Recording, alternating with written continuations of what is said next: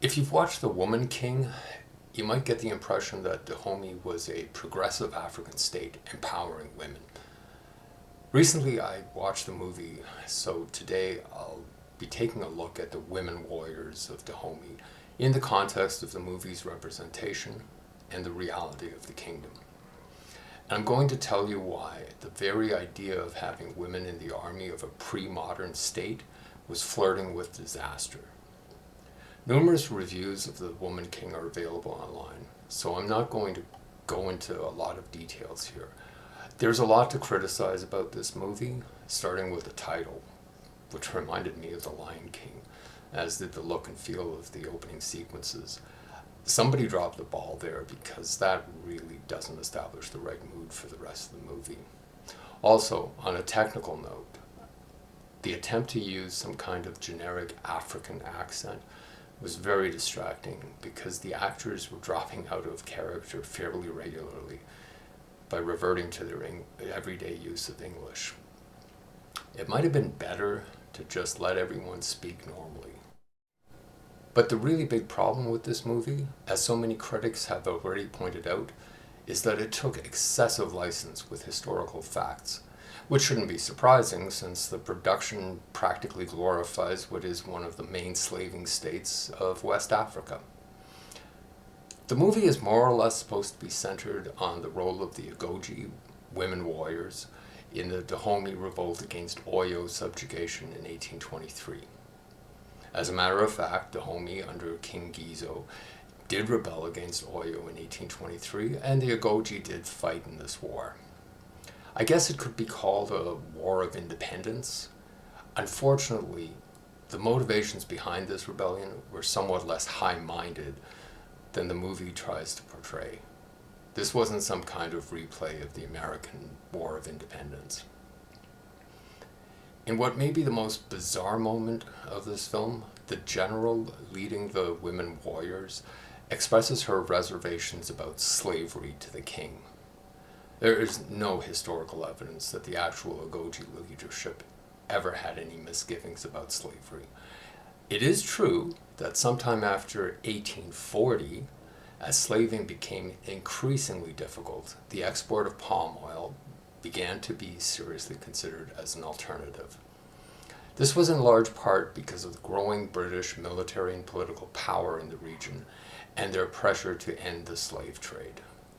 At that time, the Agojie aligned with the so-called Fly Party in the kingdom to argue in favor of selling palm oil, in direct opposition to the Elephant Party, which favored continuing the much more profitable but declining sale of slaves.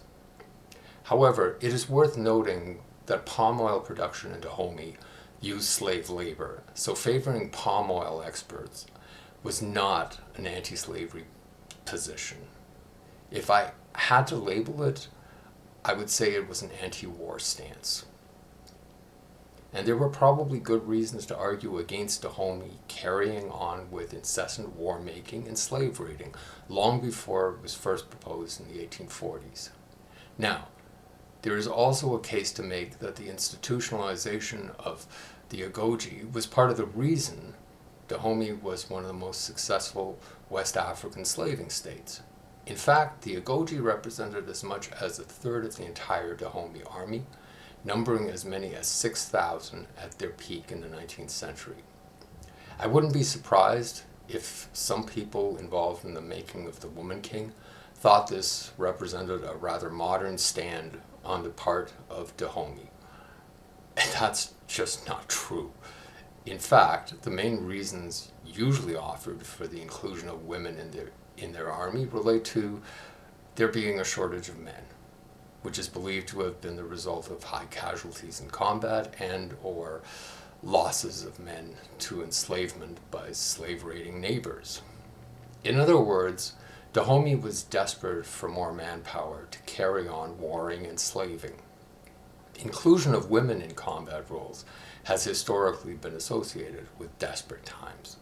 When the actual survival of the group was at stake, women have fought alongside men, and there are numerous historical examples of this happening. Dahomey stands out precisely because it always maintained a large number of chaste female troops in its standing army. And, I should note, they were widely regarded as being at least as effective as men on the battlefield. Which begs the question, why did other states not adopt this practice and induct women into their armies too? And to answer that question, I would suggest taking a pragmatic look at the traditional role of women in the survival of societies. Academic research into historical childhood mortality suggests that prior to the introduction of modern hygiene and medicine, roughly a quarter of children died in their first year, and half of them were dead by the age of 15. Parents regularly buried their children. To compensate for this very high loss rate, for most of human history, women had an average of about 6 children over the course of their lives. And there was roughly 1 in 100 chance that they would die from a given pregnancy.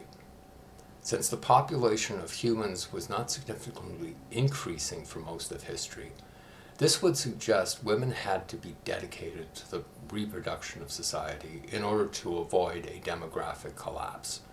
In other words, women were too valuable to expend on the battlefield. What does this say about Dahomey? I think the kingdom had a looming demographic crisis, which was only ever temporarily resolved by conquering its neighbors to boost its total population. It's important to recall that Dahomey was chronically at war with its neighbors or raiding for slaves, which implies the army was constantly in the field taking losses. Dahomey would have needed a constant stream of replacements. With women being conscripted nearly equally to men, this would inevitably be straining the ability of the society to reproduce. At the same time, removing women from the army would have drastically reduced the state's ability to continue warring and raiding. War created this state, and only more war could sustain it. Judged by today's standards, Dahomey was not a nice place, and I think that is what went wrong with the Woman King movie. It attempted to impose a modern American perspective on Dahomey and the role of the Agojie, and there's no way to do that without denying the historical record. Dahomey was not some kind of freedom-loving state, and there was nothing progressive or empowering about forcibly recruiting young women into its army. In fact, as I've argued, maintaining the Agojie may have been a self-defeating practice in the long run. Even so, there's no doubt that the women warriors of Dahomey were a respected and feared fighting force. In my opinion, it is possible to admire their martial ability while acknowledging their unsavory role as loyal defenders of a slaving state. Rather than simply accepting those historical circumstances, the Woman King attempted to recast this state and its soldiers as fighting for freedom. That's a big ask for a slaving state. Anyway, that's all I wanted to cover today. Let me know what you think in the comments. Like and subscribe if you're so inclined. And regardless, thanks for watching to the end.